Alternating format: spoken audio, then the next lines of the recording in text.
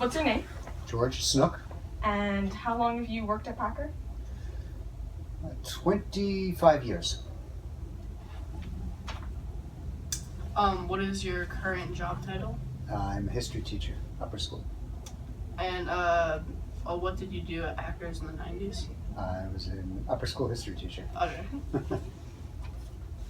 Slightly different courses, but same basic job description. How long have you lived in New York? Over my entire life, probably about 30 years. And what do you remember from New York in the 90s, What do I remember? in the early 2000s? I remember what I was doing. I mean, I remember quite a bit of it. Specifically, what do you mean? Any standout events that were happening at the time?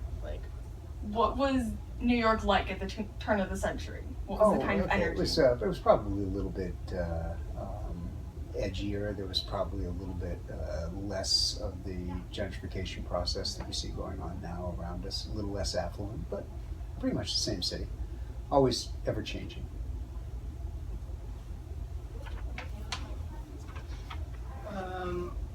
The things.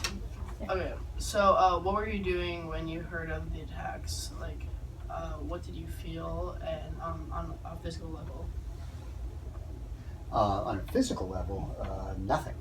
We were in first period class when we heard very loud noise.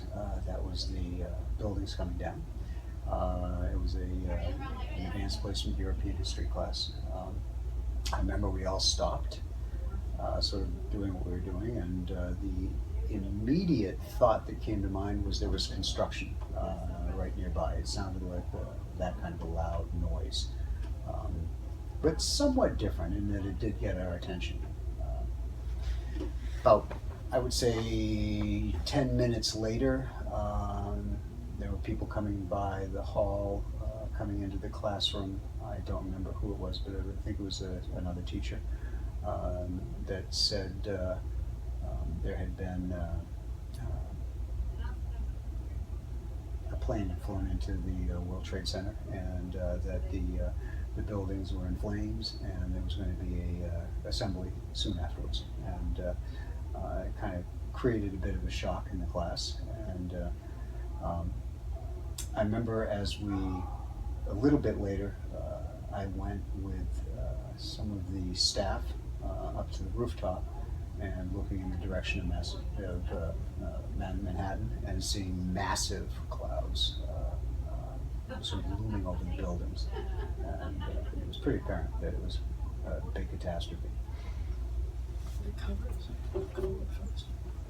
And how did your students react?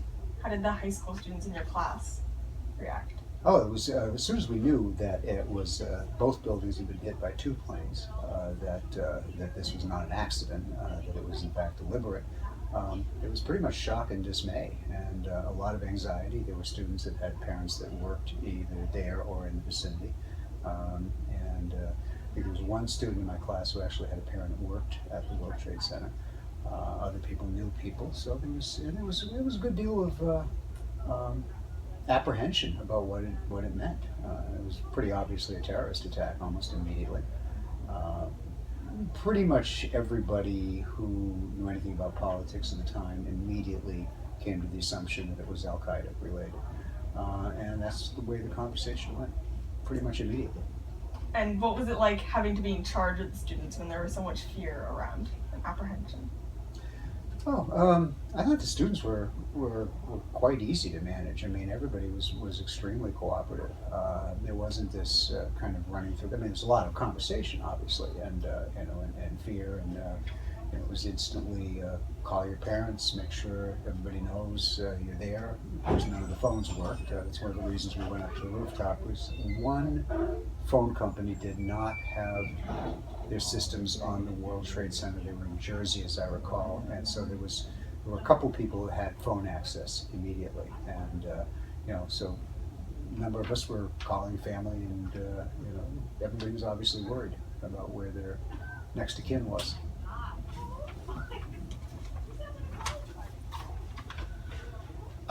So what was your thinking in asking your students to write reflections on the event, and what were you hoping for the students when you signed the reflection?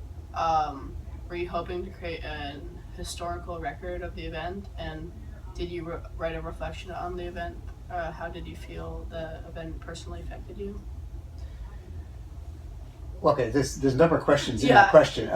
First, Yes, I was thinking in terms of history. Yes, immediately. That's my job, so I tend to think along those lines. I also wanted the students to be able to address their feelings on it in a coherent and methodical way. In other words, to actually put pen to paper to reflect rather than just have these ideas scattered and disappearing into the atmosphere. I thought this would create a document that might be useful for the students at the time to create. Excuse me. So there's a lot of there's when something like this happens, there's a lot of energy that gets dissipated in kind of a directionless manner, and to actually force oneself to write means one is reflecting as one writes. And when I've revisited those documents, either for someone who's asked to see them or the administration wanted to look at them in the 10th anniversary, and you guys wanted to look at them this year. I've read through them again and have been kind of struck by the thoughtful, reflective manner in which they addressed it. And frankly, when we came back to school on the 13th, it didn't seem that anything else was appropriate to do at that time. I mean, there had been a lot going on in those 24, 36 hours, and I thought this was the best thing to do. Did you yourself ever write a reflection? Not directly. I wrote some introductions. I wrote another one for the ones that I passed on to you. But I mean, I wrote a little bit myself that time, and letters, and a lot of conversations on the phone, because naturally my parents and people I knew were calling nonstop. And I was also fairly active in those days. My daughter, who was also a Packer graduate, was at that time in college, and she'd been working at the World Financial Center, which is the building immediately adjacent to the World Trade Center. And she had stopped working there about 4 or 5 days before the attack happened. So she was upstate at college, and she was on the phone nonstop because she knew people who worked in the building. And she came down to the city to try and work at the World Trade Center. And there was a lot of support groups down there who were feeding the firemen and the policemen and the excavators who were working at the site. There was a ship that was docked down right off on the Hudson River, and so she wanted to come back and work down there. And so we were pretty active in those days.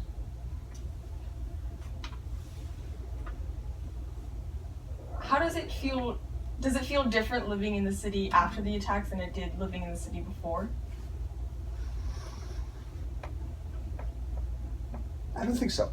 Not I mean, the immediate period afterwards, absolutely. There was a great deal of police activity.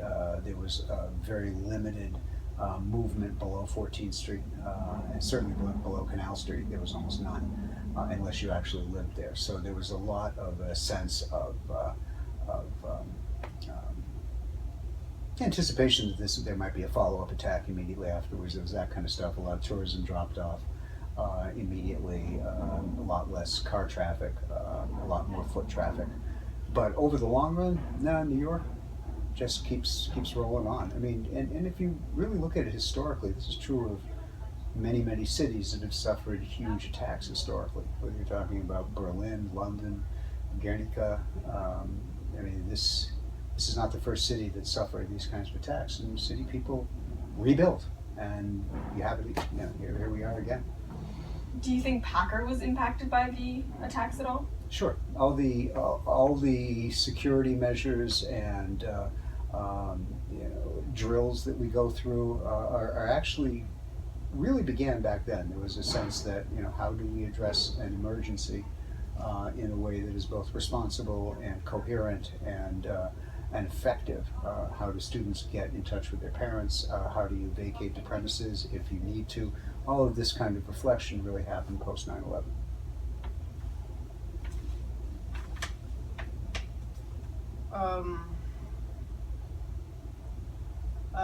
What do you remember at the response from the rest of the world? Was there distrust or fear or general chaos? No, general chaos. I think it was pretty clear immediately that this was a direct attack from a particular terrorist organization. And the question was, how extensive and how immediate will the response be? Will it be directed simply to Afghanistan, or will it go further? I think initially most of the world was very much supportive of the American response to it. That certainly changed over the ensuing years when the United States was seen as going overboard in some of the reaction to that. And certainly some of the support that was initially in place after 9/11 did shift away from the American response. But I would say the immediate period was very supportive. Are you recording? Yeah. Until it's fine.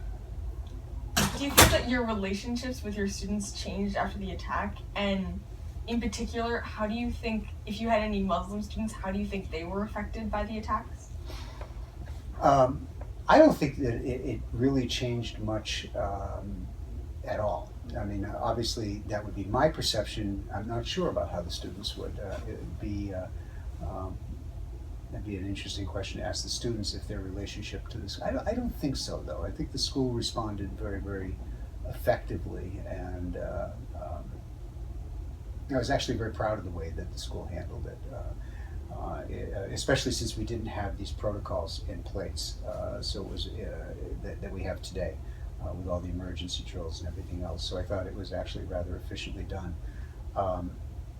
Now, again, if we'd been closer to the actual site, it could have been different. But even then, I think the schools that were in downtown Manhattan handled it very, very well. And certainly, I live in Lower Manhattan, so that the neighborhood, I think, handled it very well, indeed. Muslim students, I did not have any in class that year. There was a teacher who was a Muslim in the history department at the time, an Egyptian woman, and I know that over subsequent months and for a couple of years afterwards, she felt very much that there was a pervasive mistrust of the Islamic community in I'd say the United States more than in New York in particular. But then again, I don't think she saw that as anything related to Packer at all, or even necessarily in our immediate community in Brooklyn, which is a very interesting community, as there's a lot of religious and ethnic diversity within blocks of here. So I think that, again, I'm rather proud of our school and in Brooklyn in general for its response. I don't know if that helps with. Yeah, it does. Can I ask one question? Yeah. Sure, go ahead. Yeah. The attacks happened on September 11th, which is really close to just the first day of school. Do you think that would impact future first days? And do you think there had been relationships that hadn't been fully formed because it was so early in the school year? Are you? What do you mean when you ask would impact future beginnings of school? I'm not sure. Every time, I don't know because I wasn't there, but I would feel that it happens so close to the beginning of school, the school year. Every time I began a new school year, I would think about that. I don't know if students do because they didn't actually experience it. I mean, these kind of events most immediately impact people who actually went through them. In my generation, we can all remember precisely where we were when Kennedy was assassinated in 1963, November 22nd. So it's that kind of a thing. So we're very aware of that day, if you're of my age group, when that day goes by, and we can often remember what we did. You guys were born after these events, so do you think about them when you come to school and September 11th rolls by? Or does it not? I mean, you're thinking about it perhaps this year, but did you think about it last year, the year before, the year before? Not in particular, but we have like the school does make us think about it. But it's not coming from you; it's coming from. Yeah. Yeah, I bet your parents do though. Yeah. That probably that day. Yes.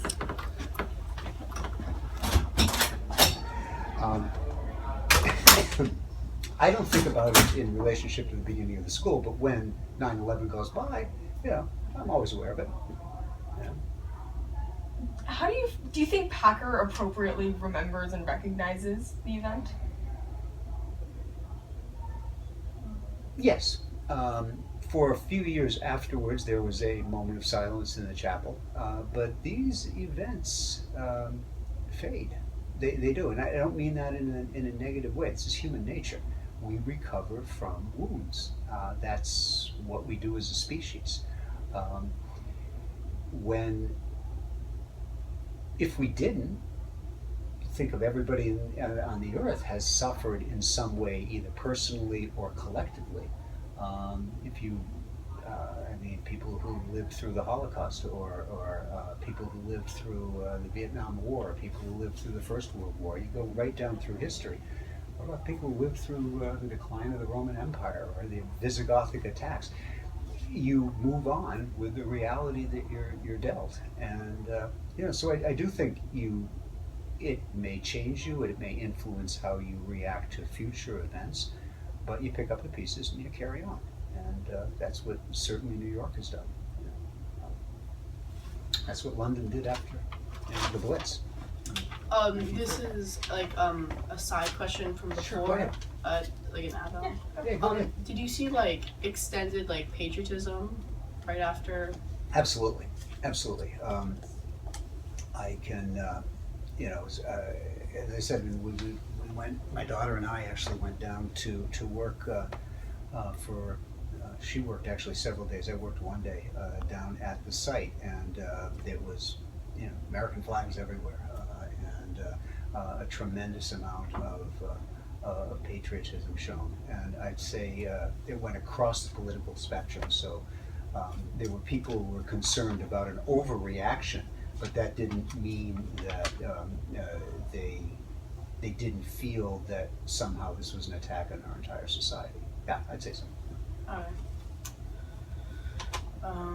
Do you think Packer felt a particularly strong sense of community after Sure. the event? Yeah, I would say so, definitely. That was absolutely tangible in the atmosphere of the community.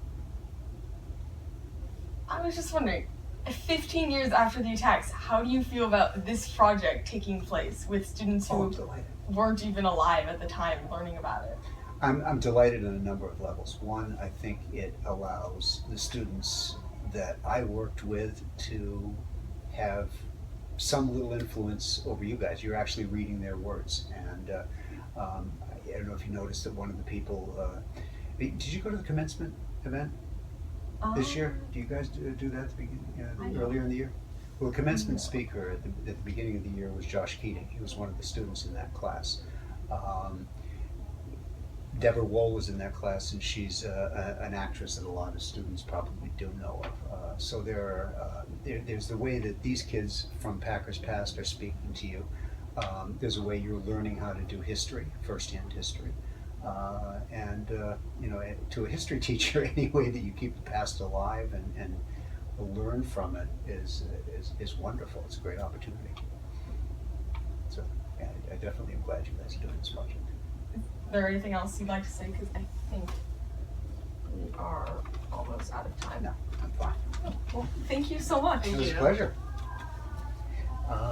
Now, is this going to be usable for other kids in your class? Yeah. Or? Yeah, that's Okay. the plan. Excellent, excellent. And if you need anything more, just don't hesitate to ask. I'm around, okay? Thank Alright, you thank so you. much. Yeah, it's my pleasure.